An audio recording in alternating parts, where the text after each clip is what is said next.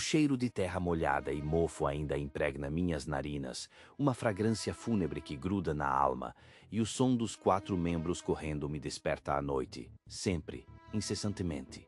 Meu nome é Kleber, e o que vou contar aconteceu numa terça-feira abafada de janeiro, quando eu tinha 29 anos completos, uma idade em que se pensa ter visto de tudo, experimentado de tudo, mas a vida sempre guarda suas surpresas mais sombrias.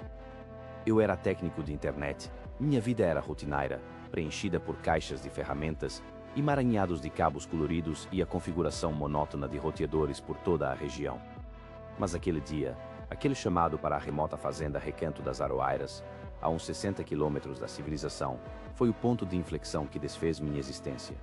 A estrada de terra parecia não ter fim, uma serpente marrom empoeirada cortando um cenário desolador, rodeada por árvores secas, galhos retorcidos que pareciam garras esqueléticas e arbustos espinhosos. Um cenário que parecia saído diretamente de um filme antigo de terror, eu pensei, meio brincando, tentando aliviar a tensão crescente no ar rarefeito. Cheguei lá por volta das 10 da manhã, com o sol já castigando o asfalto que se tornou terra. A fazenda. O lugar era estranho desde o primeiro instante, a própria atmosfera parecia pesada, carregada. Um silêncio ensurdecedor, absoluto, me atingiu como um soco no estômago. Não havia o cacarejar das galinhas ciscando, nem o latido alegre ou resmungão de um cachorro, nem o mugido distante de um boi no pasto. Não havia o zumbido dos insetos, nem o canto de um pássaro sequer. Nada. Apenas o vento seco e frio sussurrando entre as poucas folhas quase inexistentes das aroeiras, um lamento silencioso. Eu parei. Escutei. Nada. Uma sensação esquisita tomou conta de mim, um arrepio gélido na espinha que não tinha nada a ver com a temperatura ambiente, mas com algo primordial. Fui recebido por um senhor, alto, de uns 70 anos aparentes, com um porte elegante e altivo, quase majestoso, o que contrastava com a simplicidade rural. Sua camisa social era impecável, a calça bem passada, sem uma única ruga. O senhor Odival. Ele me estendeu a mão em um cumprimento formal e o contato foi como tocar em um bloco de gelo, um frio que parecia vir de dentro dele, não do ambiente externo, me arrepiando profundamente. O sorriso que ele tentou esboçar era forçado, os olhos fixos demais, quase sem piscar, vazios. Ele falou pouco, as palavras curtas, quase sussurradas, sobre o problema do sinal da internet, as frases incompletas, sem uma coerência total. Parecia distante, absorto, em outro mundo, talvez um mundo que eu não conseguia sequer imaginar. Eu, então, comecei a instalação, primeiro no telhado da casa principal, para ajustar a antena parabólica. O sol queimava minha nuca, um calor infernal, mas o frio na mão ainda persistia em minha memória, uma lembrança incomoda. Lá de cima, eu tinha uma vista panorâmica da mata densa que cercava a propriedade em todas as direções, um muro verde escuro e impenetrável. Foi então que eu vi, na orla da floresta, entre as árvores mais altas, algo se movia, sutilmente, quase imperceptivelmente. Uma figura. Humana, pensei, no primeiro instante, mas errada, terrivelmente errada. Desproporcionalmente alta, magra até a ossatura, esguia como um galho seco. Sem rosto, ou pelo menos, não conseguia distinguir quaisquer traços faciais. Era como se o espaço onde deveria estar o rosto fosse apenas uma sombra escura e vazia. Era como uma sombra densa, mais escura que a própria noite, movendo-se de uma forma bizarra. Não era um andar normal, era um deslizar, um arrastar estranho e horripilante, aproximando-se da casa devagar, mas com uma intenção palpável, sinistra, que me gelou o sangue nas veias. Meu coração disparou em meu peito, batendo como um tambor de guerra enlouquecido.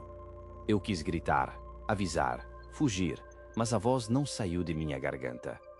Meu corpo inteiro congelou no lugar, paralisado pelo medo mais primitivo. Eu me forcei a desviar o olhar, a focar novamente no trabalho manual, a me convencer de que era apenas o calor escaldante, a exaustão da viagem e do esforço. Uma miragem, eu tentei racionalizar, uma falha na percepção.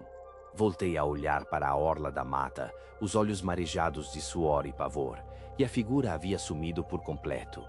Meu alarme interno estava em polvorosa, berrando em minha mente. Terminei o serviço externo o mais rápido que pude, as mãos tremendo incontrolavelmente, deixando cair uma chave de fenda. Desci a escada, quase tropeçando nos degraus. Entrei na casa para finalizar a configuração interna do roteador. A casa estava escura, as cortinas pesadas de veludo fechadas, bloqueando qualquer raio de sol. Um cheiro doce e enjoativo de flores velhas, quase em decomposição, misturado com algo metálico, como sangue seco, pairava no ar denso, sufocante. Encontrei o Sr. Odival na sala de estar, sentado em uma poltrona antiga, de frente para a janela, embora as cortinas estivessem fechadas. Ele estava diferente. Muito diferente. Os olhos, antes apenas fixos, agora estavam completamente arregalados, injetados de sangue em um vermelho vivo e assustador. A pele, antes apenas pálida, agora estava quase cinzenta, com uma tonalidade doentia. Ele balançava a cabeça lentamente de um lado para o outro, um murmúrio constante e ininteligível escapando de seus lábios rachados. Parecia em transe, possuído por alguma força invisível. Eu me aproximei, cauteloso, cada passo parecendo pesar uma tonelada. Chamei seu nome, 1, 2, 3 vezes, minha voz tremendo visivelmente. Nada. Nenhuma resposta, apenas o balançar da cabeça e o murmúrio incessante. O murmúrio, então, aumentou de volume, tornando-se mais distinto, mais perturbador. Ele parecia falar sozinho ou com alguém que eu não via, alguma entidade oculta no escuro da sala. Então, ele virou a cabeça devagar na minha direção, um sorriso distorcido e desumano no rosto envelhecido, um sorriso que não era seu. Eles pedem para entrar, ele disse, a voz gutural, cavernosa, não a dele, não a do Sr. Odival que me recebeu com mãos frias.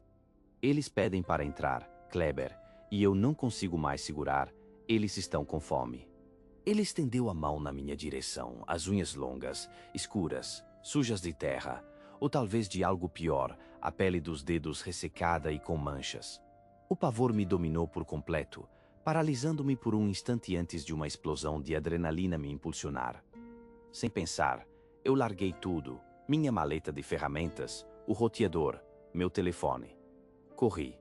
Saí daquela casa como um louco, desci os degraus da varanda em um salto, meus pés tropeçando na grama seca e alta. Corri para minha van, abri a porta, joguei a caixa de ferramentas no banco do passageiro e entrei, a chave já na ignição, as mãos suadas escorregando no volante. Liguei o motor, um rugido desesperado, engatei a ré. E foi então que eu a vi. A criatura saía da mata, não mais deslizando furtivamente, mas correndo, em 4 membros, de forma aberrante, como uma aranha gigante, preta, disforme, com pernas longas e finas e a altura de um cavalo adulto. Vindo em minha direção com uma velocidade impossível, rasgando o ar com sua pressa assassina. Meus pneus patinaram na terra solta, levantando uma nuvem de poeira que não escondia o horror que me perseguia. Eu acelerei, o motor rugindo em seu limite, mal olhando para trás, apenas focando na estrada de fuga. A última imagem que tive no retrovisor foi a daquela coisa preta, alcançando a cerca, pulando-a com uma facilidade grotesca, os olhos vermelhos brilhando intensamente no escuro da tarde que caía rapidamente sobre a fazenda amaldiçoada. Consegui fugir por um milagre, pela minha vida. Mal sabia eu que o terror estava apenas começando, que aquele dia seria apenas a primeira camada de um pesadelo sem fim. 3 dias depois da minha fuga, ainda em choque, sem conseguir dormir ou comer direito, preso em um limbo de medo e exaustão, recebi uma ligação. Era da família do senhor Odival. Ele havia falecido, a voz do outro lado da linha me informou. 3 dias antes de mim, eles especificaram. Um infarto fulminante. A voz na linha me disse que o funeral foi na segunda-feira. Minha visita à fazenda foi na terça-feira. Eu vi um morto. Pedi demissão. Não consegui mais trabalhar com instalações, nem entrar em casas isoladas no campo. O menor barulho me fazia pular, o cheiro de mofo me trazia de volta àquele inferno. O cheiro, os sons, a imagem da criatura, o sorriso do senhor Odival, tudo me perseguia incansavelmente. Semanas depois, limpando minhas antigas ferramentas, preparando-as para guardar de vez, eu encontrei, no fundo da caixa de metal surrada, debaixo de uma camada de poeira e ferrugem, um pedaço pequeno, branco, poroso, um osso humano, e um tufo de cabelo fino, escuro, com alguns fios brancos, como o do Sr. Odival. Eles entraram. O cheiro de morte nos abraçava, pesado, denso, e eu sabia que não sairíamos dali intactos, não depois do que a noite nos mostrou. Meu nome é Jefferson, e o que vou contar aconteceu em uma fazenda isolada, na vasta região de Arame, Maranhão, há alguns anos. Eu e meu ajudante, Clayton, havíamos recebido a missão de instalar bombas solares em um ponto remoto da propriedade, um lugar que o povoado chamava de Baixão da Cruz. O nome já carregava um presságio, um aviso mudo sobre o que nos aguardava, sobre as coisas que habitavam aquele ermo. Nossa viagem até lá foi longa, exaustiva, com o carro chacoalhando por estradas de terra que pareciam não ter fim. A cada quilômetro que avançávamos, a paisagem se tornava mais selvagem, mais intocada, e uma sensação estranha começava a me envolver, um pressentimento gélido que se infiltrava em meus ossos. O silêncio daquele lugar era quase palpável, um silêncio pesado, que carregava consigo a ausência de vida, ou talvez a presença de algo que não fazia questão de ser notado, mas que estava ali, observando. Desde o momento em que pisamos naquele chão árido, sob um sol que parecia queimar não apenas a pele, mas a própria alma, senti algo errado. O ar era pesado, opressivo, como se a própria atmosfera lutasse para nos sufocar, para nos empurrar de volta para de onde viemos.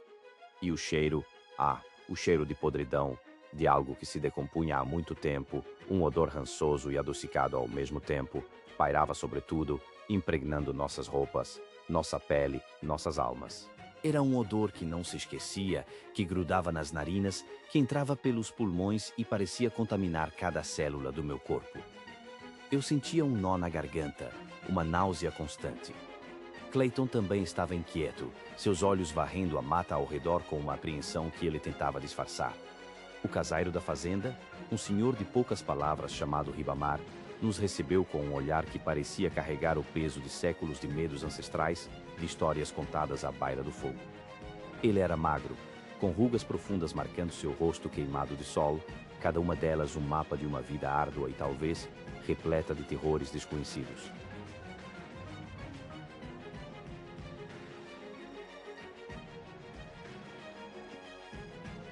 Seus olhos, de um azul desbotado, eram fixos e penetrantes. Enquanto descarregávamos o equipamento, um trabalho pesado e suado sob o calor inclemente, ele pigarreou, e sua voz rouca, como um sussurro vindo de um túmulo, nos chamou a atenção. Cuidado, moços, ele disse, sua voz mal audível acima do zumbido das moscas, com o bicho-homem daqui. Ele não gosta de máquinas, não gosta de barulho. Ele fez uma pausa, os olhos fixos em um ponto distante, na linha escura da floresta que se estendia até o horizonte, como se visse algo que nós não podíamos, algo que só ele era capaz de discernir nas sombras. Ele é muito antigo, mora nessas terras muito antes de gente pisar aqui. E ele sabe imitar as vozes da gente para atrair quem não sabe, quem anda sozinho por aí. Eu e Clayton nos entreolhamos, um misto de ceticismo e um arrepio incomodo percorrendo nossas espinhas. Lendas, pensemos, coisas de interior, histórias de velhos para assustar as crianças. Mas o olhar de Ribamar era sério, muito sério para ser apenas uma lenda, para ser apenas uma superstição. Suas palavras ecoavam em minha mente, um presságio, uma semente de medo que começava a germinar. A primeira noite chegou, e com ela, uma escuridão que parecia engolir a luz das estrelas, uma escuridão tão profunda que até o luar parecia ter medo de se aventurar. Nós nos recolhemos no barracão improvisado que nos servia de abrigo, uma estrutura simples de madeira e zinco, exaustos do trabalho e da estranha energia opressora do lugar. O sono veio pesado, mas não reparador, perturbado por sonhos fragmentados e uma sensação constante de vigilância, de que éramos observados por olhos invisíveis na escuridão ao redor. Por volta da meia-noite, um som me despertou de forma abrupta, me puxando de volta à realidade de forma brutal. Era um arranhar suave na madeira do barracão, quase imperceptível a princípio, um som que poderia ser confundido com o vento ou um animal pequeno. Eu abri os olhos, o coração batendo forte no peito, um tambor descompassado em meus ouvidos. Clayton dormia pesadamente ao meu lado, um sono de cansaço que eu invejava. Eu prendi a respiração, tentando discernir a origem do som, tentando entender o que era aquilo. Então, uma voz. Minha voz. Jefferson, ei, Jefferson, está acordado? A voz era idêntica à minha, perfeita em cada timbre, em cada nuance, mas com uma entonação estranha, um sussurro gutural, como se as cordas vocais estivessem enferrujadas, corroídas, algo que me gelou até os ossos, que fez os pelos de minha nuca se arrepiarem. Eu não respondi. Não podia. O medo me prendeu à cama, incapaz de qualquer movimento, qualquer som. Prendi a respiração novamente. Escutei. Nada. O arranhar parou. O silêncio se tornou ainda mais absoluto, mais pesado. Por um instante, fugaz, pensei que havia sonhado, que a exaustão e as palavras do velho Ribamar haviam me pregado uma peça. Mas então, a voz veio de novo, mais próxima, mais urgente, e desta vez com um tom de súplica. Jefferson, abre aqui. Sou eu, Jefferson. Preciso de ajuda. Era a minha voz, inconfundível, mas não era eu. Era a imitação perfeita que o velho Ribamar havia avisado. O bicho-homem estava ali, do lado de fora, brincando conosco, nos testando. O pavor me paralisou, me deixou catatônico. Eu senti um suor frio escorrer pela minha testa, embaçando minha visão, e o gosto de metal na boca. Clayton se remexeu no sono, soltando um resmungo, mas não acordou. A voz se tornou um rosnado disfarçado, a imitação perdendo a sutileza, e o arranhar se transformou em batidas fortes, violentas, contra a porta do barracão. Não eram batidas de um homem, eram golpes poderosos, que faziam a madeira gemia, estalava, ameaçando ceder a qualquer instante. Parecia que algo ou alguém, com uma força descomunal, queria invadir o barracão a todo custo, queria nos alcançar. Eu me encolhi, apertando os olhos, rezando para que aquilo fosse embora, para que a noite terminasse logo, para que o sol trouxesse alguma segurança.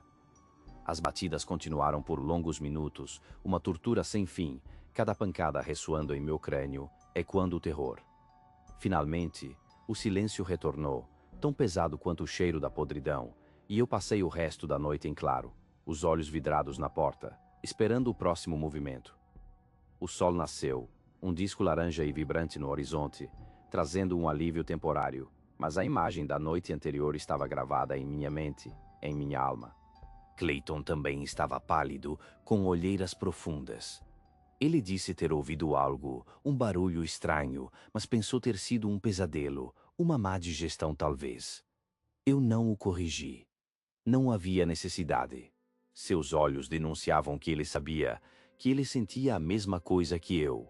Terminamos o trabalho às pressas, com uma sensação de urgência que nos impulsionava, uma necessidade premente de sair daquele lugar o mais rápido possível. Cada parafuso, cada conexão, era feita com a pressa de quem sabia que o tempo estava se esgotando, que cada segundo ali era um risco, um convite ao perigo. Foi quando estávamos quase prontos para ir embora, o sol já alto no céu, mas a sombra do baixão da cruz ainda pairando sobre nós. Um som. Não era um galho quebrando, era algo mais pesado, mais deliberado, um movimento na mata densa, atrás de nós. Eu me virei, o coração saltando na garganta, pronto para correr. Clayton também se virou, seus olhos arregalados, fixos no mesmo ponto. Ali estava, uma sombra imponente, de quase 2 metros de altura, e rompeu da vegetação, vindo das profundezas da floresta. Seus pelos eram ralos, um marrom sujo, cobrindo um corpo magro e forte ao mesmo tempo, uma musculatura definida sob a pele pálida. Os braços, compridíssimos, desproporcionais, quase arrastavam no chão, terminando em garras afiadas que pareciam rasgar o ar. E os olhos, os olhos eram amarelos, um amarelo vívido e malévolo, que brilhavam com uma inteligência cruel, fixos em nós, como os de um predador faminto que havia finalmente encontrado sua presa. A criatura soltou um rosnado gutural, animalesco, um som que parecia vir de um abismo, mas com uma estranha semelhança a um murmúrio humano, uma paródia distorcida da fala. Era ele, o bicho-homem, e ele não estava ali para nos saudar. O medo nos deu asas. Corremos, sem olhar para trás, sem pensar em nada além de escapar daquele horror. O coração batia a mil, o ar rasgava meus pulmões a cada respiração desesperada. A floresta parecia conspirar contra nós, galhos nos arranhando a pele, raízes tropeçando em nossos pés, cada passo uma luta contra o terreno e contra a criatura que nos perseguia. Não sei como, em meio àquele caos de adrenalina e pavor, mas conseguimos alcançar a caminhonete, entrar e arrancar, deixando para trás aquele lugar amaldiçoado e o monstro que o guardava. Semanas depois, o proprietário da fazenda nos ligou, furioso, sua voz carregada de indignação e descrença. Todo o equipamento que havíamos instalado, as bombas solares, as estruturas de metal, tudo havia sido destruído, retorcido como se fosse de papel, amassado, quebrado, como se uma força inimaginável tivesse agido, com uma violência que ultrapassava qualquer vandalismo humano. Ele falava em vandalismo, em prejuízo, em ir à polícia. Eu e Clayton nos calamos, nossos rostos pálidos, nossos olhos se encontrando em um entendimento silencioso. Não havia como explicar, como dizer a ele que não foram homens, mas algo muito mais antigo e terrível, algo que morava na escuridão do Baixão da Cruz e que não gostava de máquinas, nem de intrusos. Nós sabíamos a verdade, e a verdade era um cheiro de podridão que jamais nos abandonaria. Meu cabelo ficou branco, esbranquiçado como a espuma de uma onda morta, minhas unhas caíram, uma a uma, como pétalas secas de uma flor condenada, e minha pele, minha pele cozinhava por dentro, em um inferno silencioso e sem chamas visíveis, uma lenta tortura que se arrasta, que se eterniza, que nunca termina, nem mesmo agora, enquanto minhas memórias ardem como brasas. Meu nome é Geder, e foi no interior árido de Goiás, nas terras castigadas pelo sol implacável da fazenda do meu tio, que a vida como eu a conhecia simplesmente desmoronou, se pulverizou em pó e cinzas sob um céu indiferente e sem misericórdia. Eu tinha 24 anos, uma vitalidade bruta de quem cresceu sob o sol forte, moldado pelo trabalho árduo e pela simplicidade da vida no campo. Mas tudo isso, toda a minha essência, foi roubada em um piscar de olhos, em uma visão que jamais pude, ou poderei, esquecer. Era um verão sem fim, um desses que o sol se posta no alto e parece recusar-se a ir embora, pintando o horizonte de um laranja opressor e exaustivo. A terra, rachada e sedenta, abria cicatrizes profundas, implorando por uma única gota de chuva, mas o que recebia era apenas mais calor, mais poeira fina que se agarrava à pele, mais esquecimento. O ar era pesado, quente, tão denso que parecia sufocar cada alento. O cheiro de capim seco, de gado suado, de poeira levantada pelos cascos, tudo misturado em uma sinfonia olfativa de desolação e resiliência. Os dias eram longos e monótonos, pontuados apenas pelo ritmo do trabalho e pelo canto distante dos pássaros. Mas um deles, um dia fatídico, quebrou a rotina com um presságio de horror indizível, de uma maldição ancestral. Eu estava ajudando meu tio na lida com o gado, um trabalho árduo, braçal, repetitivo, sob um sol inclemente que parecia sugar cada gota de energia do meu corpo, da minha alma, transformando-me em uma carcaça vazia. Os bois mugiam preguiçosamente, o som grave e profundo ecoando no silêncio da tarde, as moscas zumbiam em torno de seus focinhos molhados, uma cena comum, trivial, quase reconfortante em sua familiaridade exaustiva, em sua previsibilidade. Levantando os olhos para a serra distante, um contorno azulado e nebuloso que se erguia majestoso no horizonte, meus olhos travaram, paralisados, fixados em algo que subverteu toda a lógica, toda a minha compreensão do mundo.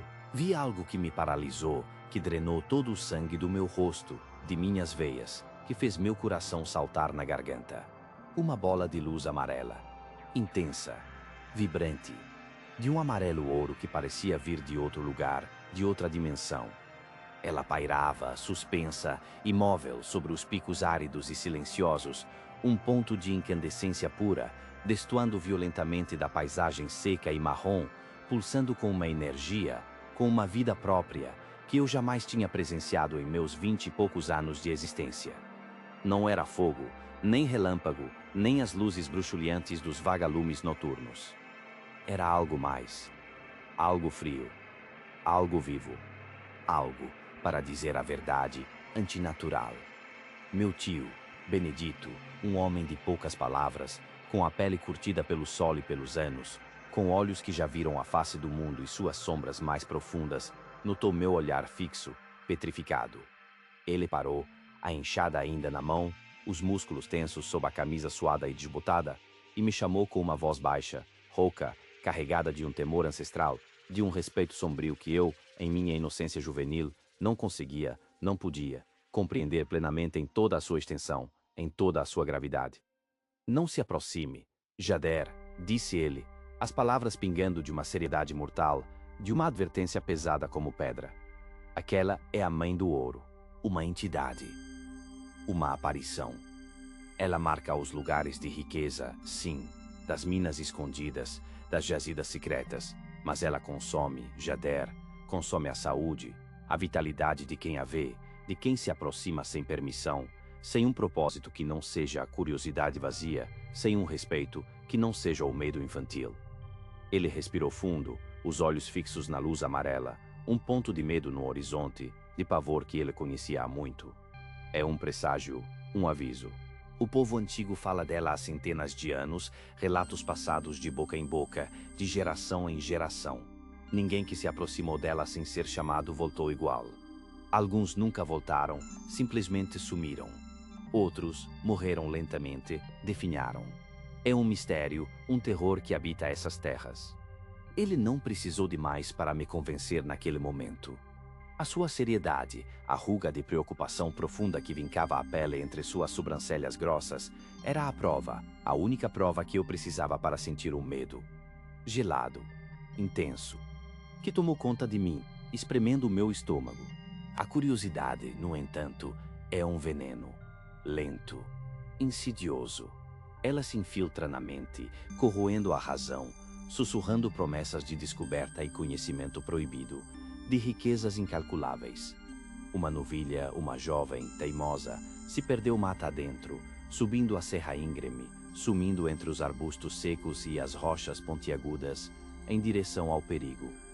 Meu tio estava preocupado, o gado era a nossa vida, a nossa única fonte de sustento ali, naquelas terras esquecidas por Deus e pelos homens, onde cada animal valia a própria subsistência.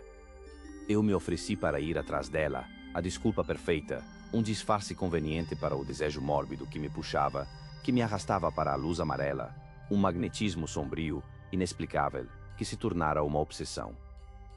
Eu subi. O terreno era traiçoeiro, íngreme, coberto de pedras soltas e espinhos que rasgavam minhas pernas. O ar cada vez mais rarefeito, mais quente, mais opressivo, como se a própria montanha exalasse uma febre. Cada passo era um esforço, um tormento para os meus músculos, para a minha respiração ofegante e irregular, que queimava em minha garganta. O sol ainda castigava, mas agora uma sombra, uma apreensão, uma sensação de que estava sendo observado, me envolvia, me apertava o peito. Eu podia sentir os olhos da luz amarela em mim, uma presença invisível, mas potente. Eu encontrei a novilha. Ou o que restava dela, um monte disforme de carne e osso, uma imagem que se gravou em minha retina, em meus pesadelos mais vívidos, para sempre. Ela estava caída, morta, o corpo inerte, sem vida, o couro chamuscado em padrões bizarros, estranhos, como se tivesse sido marcado a ferro em brasa, mas sem o fogo visível, sem a fumaça, sem a cor vermelha. Não havia marcas de ferimentos externos, nem sangue, nem a violência de um ataque de animal selvagem, de uma onça ou de um lobo. Mas um cheiro que jamais esquecerei, que me persegue em cada refeição, em cada pensamento, em cada inspiração. Carne cozida de dentro para fora, exalando um odor adocicado e fétido, nauseante, que impregnava o ar ao redor, que parecia grudar nas minhas narinas, em minhas roupas. E o mais bizarro, o mais perturbador de tudo, não havia uma única mosca, nem um inseto sequer por perto, quando normalmente, em situações como aquela, eles estariam em enxames, em bandos, em um banquete repugnante. O silêncio. Era absoluto, antinatural, inumano, perturbador. Um silêncio que gritava. Eu parei. Escutei. Apenas o soprar do vento nas folhas secas, um sussurro macabro. Nada. Apenas o som do meu próprio coração batendo, um tambor frenético, descompassado em meu peito. O vazio. Então ela surgiu. Não mais um ponto distante, um brilho tímido no horizonte, uma promessa de mistério. Mas ali, diante de mim, a poucos metros, pairando, majestosa e aterrorizante, em toda a sua glória profana. Uma esfera, imensa, perfeita, de metal líquido, incandescente, uma amálgama de ouro derretido e luz pura, pulsando com um brilho dourado e avermelhado que parecia absorver, que parecia devorar toda a luz e toda a esperança ao redor, deixando apenas um vácuo de escuridão e medo. Ela flutuava à altura de um homem, silenciosa no movimento, mas emitindo um zumbido elétrico. Era baixo no início, um chiado agudo e sutil que perfurava o ar, quase inaudível. Depois cresceu, se amplificou, transformando-se em um rosnado eletrônico, preenchendo meus ouvidos, vibrando nos meus ossos, ressoando em cada célula do meu corpo, em cada fibra do meu ser, parecendo que ia explodir a qualquer instante. O calor, insuportável. Não era apenas quente, era doloroso, era um inferno tangível que queimava minha pele, que riscava meus olhos até a lágrima, que me sufocava, que parecia derreter a própria carne em meus ossos. Eu senti minha carne queimar, meu rosto formigar, meus pulmões arderem como se respirasse fogo líquido. Eu queria correr, gritar, fugir daquela visão infernal, mas meus pés, pesados como chumbo, não respondiam, colados ao chão, presos por um feitiço de terror e fascinação. Meu corpo inteiro tremia, convulsionava sob a pressão, sob a presença daquela coisa indizível. Eu só conseguia observar, hipnotizado e aterrorizado, enquanto a esfera pulsava, viva, consciente, me encarando com uma luz que não era de um sol, mas de algo de outro mundo, algo primitivo e indomável, de uma inteligência alienígena e cruel. O zumbido, o calor, a luz. Eles eram a minha nova realidade, a minha sentença. Eu desci a serra como pude, tropeçando, caindo, levantando, em um transe. Meu corpo pegava fogo, uma febre violenta e incontrolável tomou conta de mim, me consumindo por dentro, transformando-me em uma fogueira viva. Mal cheguei à fazenda, desabei. Meus músculos doíam, minhas articulações rangiam com cada movimento, minha cabeça latejava com uma intensidade pulsante e cruel, como se fosse explodir a qualquer instante. Dias e noites se arrastaram em uma névoa de dor e delírio, em um pesadelo acordado onde a realidade se misturava com as alucinações mais vívidas e aterrorizantes. Eu mal conseguia me levantar. A cama se tornou meu inferno particular, um lugar onde a morte parecia uma benção. Minhas unhas. Elas começaram a cair, uma por uma, sem dor, sem aviso, mas com uma agonia silenciosa, inexplicável, desprendendo-se dos meus dedos em um horror que não encontrava palavras, deixando a pele viva, exposta e sensível, a carne macia e vulnerável. Meu cabelo, antes forte e escuro como a noite sem lua, se desprendia em tufos inteiros, ficando nas mãos do meu tio enquanto ele tentava me dar água, deixando meu couro cabeludo exposto, frio, vulnerável ao toque mais leve, aos olhares de pavor. Os médicos, os poucos que se atreveram a vir do povoado, não tinham respostas. Nenhum diagnóstico. Nenhuma cura. Apenas olhares de pena e de confusão. Então, o que restou, o que conseguiu nascer novamente dos meus folículos mortos, cresceu. Branco. Alvo. Como a neve que nunca cai no sertão, um contraste brutal com o homem forte e moreno que eu costumava ser. Eu envelheci anos, décadas, em apenas dias, meu rosto marcado por linhas profundas, meus olhos afundados em órbitas escuras, minha pele pálida, translúcida, quase transparente, marcada por uma doença sem nome, sem cura, sem explicação. Até hoje, o local onde aquela coisa pousou permanece. Uma cicatriz na terra, uma ferida aberta na paisagem, que nunca fecha. Um círculo perfeito de terra estéril. cinzenta, ressecada. Como se fosse um pedaço da lua trazido para a terra. Uma mancha pálida de morte em meio ao verde ralo e teimoso do cerrado. Nada, absolutamente nada cresce ali. Nem capim, nem erva daninha, nem a menor semente germina, desafiando todas as leis da natureza, toda a botânica. A terra está morta. Um lembrete silencioso, mas eterno, daquele encontro, daquela presença, daquela coisa que vi na serra. O aviso do meu tio era real, tão real quanto o ar que eu, a duras penas, respiro. Eu vi a mãe do ouro.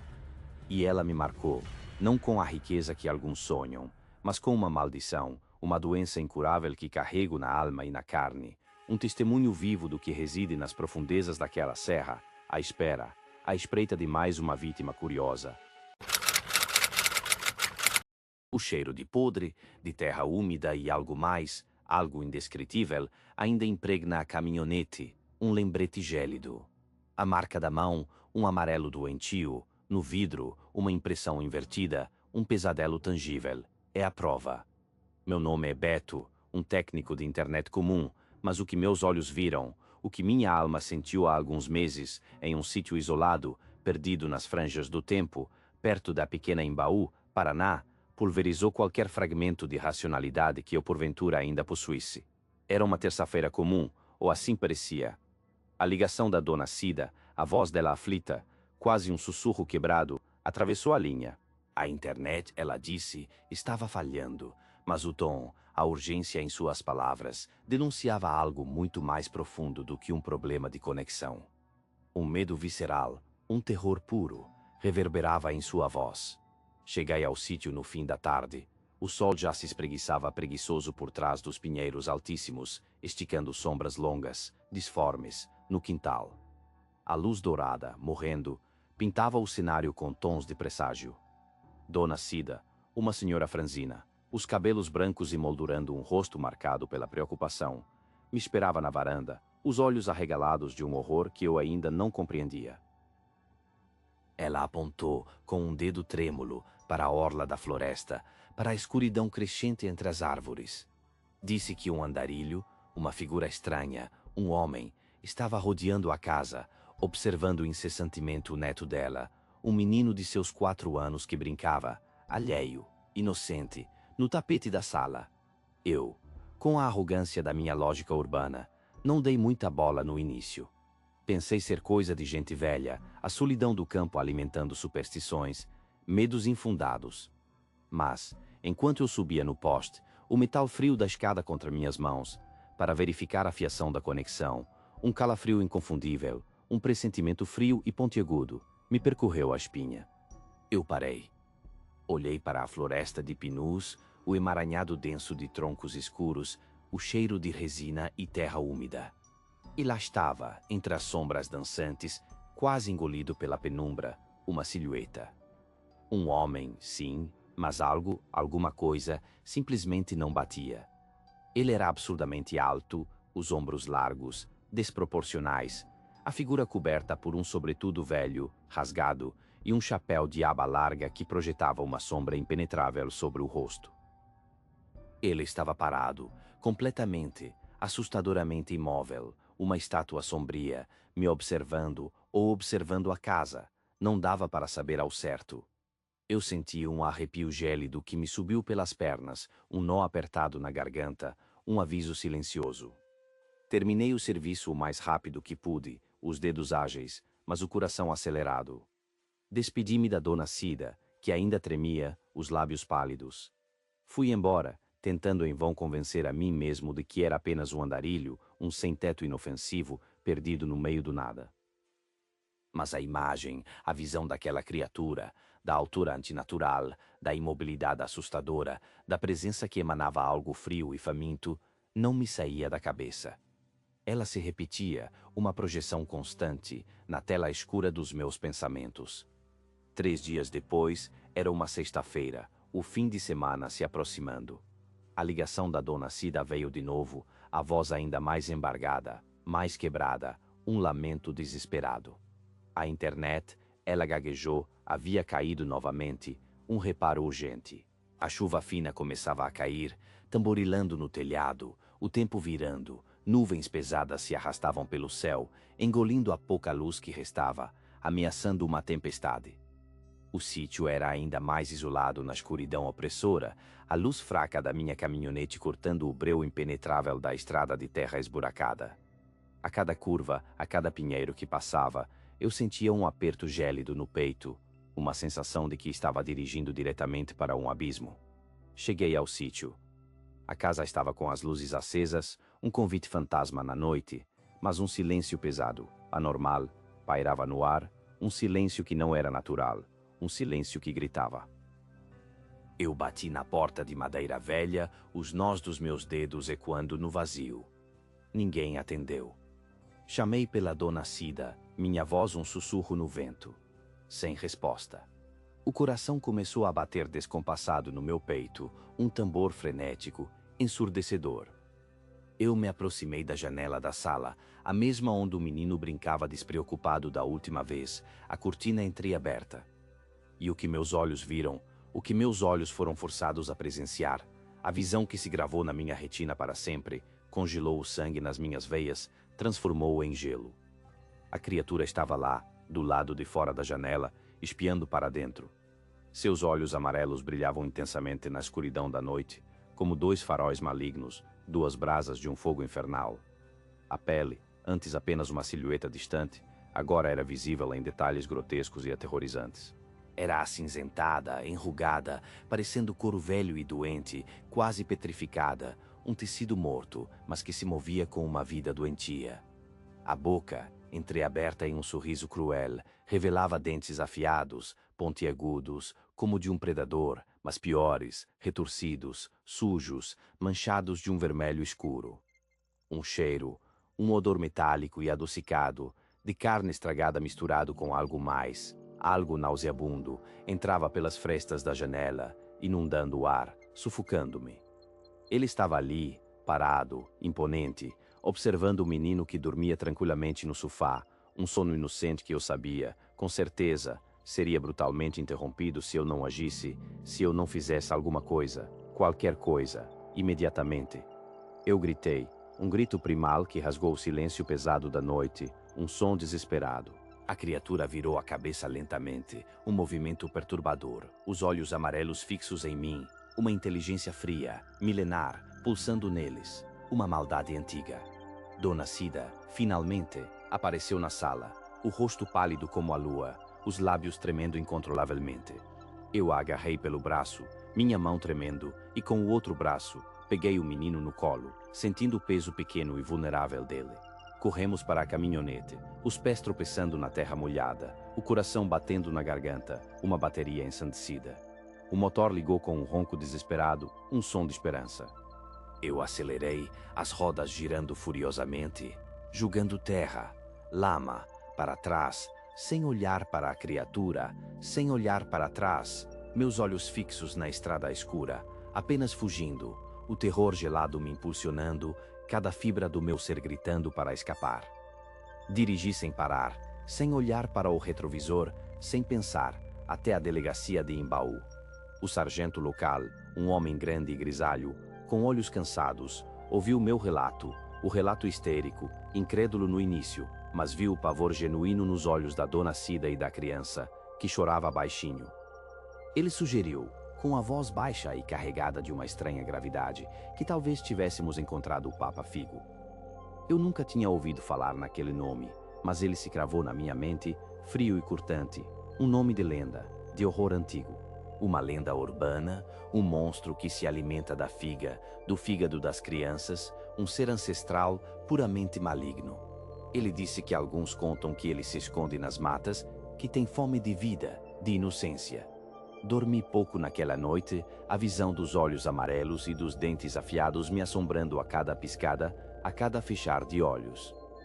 O cheiro, o odor nauseabundo, parecia estar gravado em minhas narinas, uma memória persistente. No dia seguinte, o sol já alto, tentei retornar à normalidade, tentando dissipar as sombras do meu medo, do meu pesadelo. Fui lavar a caminhonete, tirar a lama, o cheiro de suor frio e terror. E foi ali, no vidro do lado do passageiro, que o terror voltou com força total, um soco no estômago, um balde de água gelada. Uma marca. Uma marca de mão, grande, deformada, gordurosa, de um amarelo doentio. Estava no lado de fora do vidro. E estava de cabeça para baixo. A criatura tinha viajado no teto do veículo, agarrada ali, me acompanhando. Ela estava comigo o tempo todo, em todo o trajeto da fuga. Meu corpo estremeceu, um choque elétrico de pavor me percorreu, do couro cabeludo aos pés. Ela me seguiu. Ela ainda está lá fora, observando. A cicatriz, meu amigo, ainda arde na carne, um lembrete gelado, uma marca viva do que quase me arrastou para a escuridão úmida, para o fundo daquele inferno barrento. Meu nome é Flávio, e a várzea de Abaetetuba, lá no coração do Pará, foi o palco, a testemunha silenciosa do meu encontro com o medo mais antigo. Há uns, digamos, 5 longos anos, talvez até 6, o tempo parece se emaranhar quando a lembrança insiste em assombrar cada fresta da mente. Eu sempre fui um homem do Rio, um extrativista de açaí desde menino. Desde que me entendo por gente, conheço cada galho retorcido, cada poça traiçoeira, cada sussurro do vento entre as folhas, cada som, cada cheiro, cada mistério da floresta. Naquele dia em particular, era mais um dia de labuta solitária, um dia quente e úmido, sob um sol escaldante, sozinho, como de costume, como sempre foi a vida de quem tira seu sustento da terra e da água. O sol batia forte sobre o dossel verde, mas a sombra densa das árvores gigantes trazia um alívio temporário, uma trégua bem-vinda ao calor opressivo, e o cheiro forte da terra úmida, da lama fértil, misturava-se ao aroma adocicado do açaí maduro, quase fermentado, um perfume que para mim significava pão na mesa, sustento. Eu estava concentrado, absorto no meu trabalho, meus olhos treinados varrendo os açaizeiros, buscando os cachos roxos mais viçosos, mais cheios. Quando, então, eu ouvi um sussurro, bem leve, quase imperceptível, como se o vento, um vento inexistente, estivesse brincando, uma brincadeira mórbida, entre as folhas secas que se acumulavam no chão da várzea. Eu parei. Meu corpo todo, cada fibra muscular, congelou. Escutei. Meus ouvidos se esticaram, tentando captar, tentando discernir. Nada. A floresta parecia ter engolido o som, parecia ter voltado ao seu silêncio habitual, seu burburinho de vida selvagem, mas um silêncio que agora me parecia carregado de uma tensão. Continuei meu trabalho, tentando me convencer, tentando afastar a ideia, pensando ser cansaço acumulado, a mente pregando peças, criando ilusões nas profundezas da solidão daquele lugar. Mas o sussurro voltou, e desta vez ele veio mais claro, mais definido, uma voz distante, mas que parecia me chamar, diretamente para mim. Flávio, era meu nome, pronunciado com uma urgência que me arrepiou a espinha, um calafrio que percorreu meu corpo da nuca aos pés. Eu larguei o facão, a cesta de fibra que estava meio cheia de açaí, tudo. Meus olhos varreram a paisagem mais uma vez, mas a floresta parecia a mesma, densa, verde, implacável, silenciosa de novo, ou quase isso. Mas não estava silenciosa. A voz veio de novo e desta vez não havia engano, não havia como confundir. Eu a reconheci, meu coração falhou uma batida. Era a voz do meu irmão, a mesma entonação, o mesmo timbre inconfundível, mas agora ela vinha cheia de um desespero lancinante, um grito abafado de aflição que me atingiu em cheio.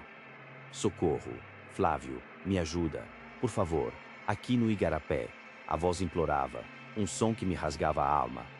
Meu coração disparou em meu peito, batendo como um tambor desgovernado, um ritmo frenético. Meu irmão? Ele não deveria estar ali, nunca. Ele estava na cidade. Minha mente gritava que algo estava terrivelmente errado, que aquilo não fazia sentido algum. Mas o instinto, a preocupação que se transformou em pânico, o pânico primário de ouvir a voz do meu sangue, do meu irmão, em tamanho apuro, me impulsionou. Eu corri em direção ao som, desabalado, sem pensar nas raízes, nos galhos, nas armadilhas da mata, para a beira do Igarapé, a água barrenta e escura que serpenteava preguiçosamente. A voz se intensificou, um lamento abafado, sufocado, vindo de dentro da água escura. Um grito de socorro que parecia se afogar. Sem pensar duas vezes, sem hesitação alguma, saltei. A água fria e lodosa me envolveu instantaneamente, me abraçando com seu gelo e sua sujeira, e a visibilidade era zero, pura escuridão sob a superfície, como se meus olhos tivessem sido vendados com um tecido grosso e molhado. Eu me debati, instintivamente, meus braços e pernas movendo-se cegamente, tentando alcançar a voz que parecia vir de alguns metros à frente, que agora parecia mais fraca, mais distante, um sussurro submerso. Então, o toque. Frio, liso, repulsivo. Algo me agarrou o tornozelo com uma força descomunal, uma aderência pegajosa e ao mesmo tempo escorregadia, como se fosse uma pele de peixe gigante, mas sem esquemas, pura pele molhada e músculo oculto. Pura pele, sem ossos que eu pudesse sentir, sem pelo algum. Eu entrei em pânico, um pânico que gelou meus ossos. Não era meu irmão. Aquilo, o que quer que fosse, não era humano, não era uma criatura conhecida. Tentou me puxar, com uma voracidade selvagem, para baixo, para as profundezas desconhecidas, com uma força que me fez engasgar com a água barrenta, meus pulmões ardendo, queimando por ar.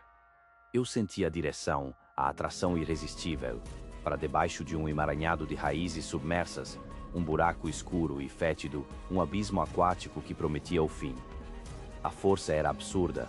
Eu nunca havia sentido algo assim em toda a minha vida. Meus músculos tensos ao máximo, gritando em agonia, a perna esticada, sendo arrastada para a escuridão. E então eu ouvi uma risada, baixa, borbulhante, aquática. Um som que não deveria existir, que não pertencia a este mundo, vindo daquela coisa que me prendia, que me torturava. Era um escárnio puro. Um som de pura maldade, de gozo. O medo me paralisou por um instante, o oxigênio diminuindo rapidamente em meus pulmões, a escuridão me abraçando, me sufocando em seu manto gelado. Mas a adrenalina explodiu em minhas veias, me impulsionando, um instinto de sobrevivência primordial. Eu chutei, me debati com todas as minhas forças.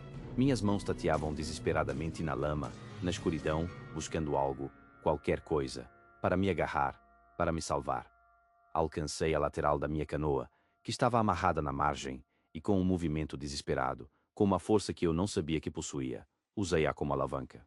Empurrei com toda a força que me restava, o cabo do remo fincando-se na lama mole do fundo do rio, a canoa me dando o ponto de apoio necessário para me libertar daquele abraço da morte. Houve um estalo. Um som seco, como um osso se quebrando, ou um tecido se rompendo. A coisa me soltou, sua aderência pegajosa se desfez abruptamente. Eu disparei para a superfície, uma flecha humana emergindo da escuridão, tossindo, cuspindo água e lodo, meus pulmões clamando por ar, ardendo em chamas. Nadei com toda a minha força até a margem, meus músculos doendo, rasgando, o coração batendo descontroladamente no peito, quase saindo pela boca. Quando finalmente me arrastei para fora, exausto, ofegante, meus olhos fixaram-se no meu tornozelo. Onde antes era pele sadia, havia uma marca profunda, avermelhada, parecendo uma queimadura química de 3º grau, uma cicatriz que ficaria para sempre, a mesma que ainda arde hoje, um lembrete constante daquele horror. Eu fugi. Corri pela floresta densa, sem olhar para trás, aterrorizado, o som da risada borbulhante daquela criatura ecoando, reverberando, na minha cabeça, nos meus ouvidos, como um sino fúnebre. Cheguei em casa trêmulo, sem voz para explicar o que tinha acontecido, sem conseguir formar palavras para descrever o inferno que eu havia vivido. Meu tio, um homem velho e sábio daquelas bandas, um conhecedor das lendas e mistérios da Amazônia, olhou para a minha perna, para o meu rosto pálido, para os meus olhos arregalados de puro terror. Ele balançou a cabeça lentamente, os olhos carregados de uma tristeza antiga, de um conhecimento profundo e sombrio. Você encontrou o engano aparente. Flávio, ele disse, a voz grave e solene, um aviso. O caboclo d'água. Ele imita a voz dos que a gente mais ama para nos puxar para o fundo, para nos afogar, para se alimentar da nossa alma. Meu sangue gelou nas veias. A criatura que tentou me levar, a imitação perfeita da voz do meu irmão, aquele som de puro desespero. Era real, existia, vivia, caçava. Tempos depois, mais de um ano depois daquele dia fatídico, um outro extrativista que trabalhava na mesma área, mais perto do igarapé, encontrou algo. A bota que eu perdi na minha fuga desesperada, na minha corrida pela vida, jogada na beira do igarapé, meio submersa na lama, quase engolida pela terra. Dentro dela, ele disse, havia escamas de peixe e cabelo humano.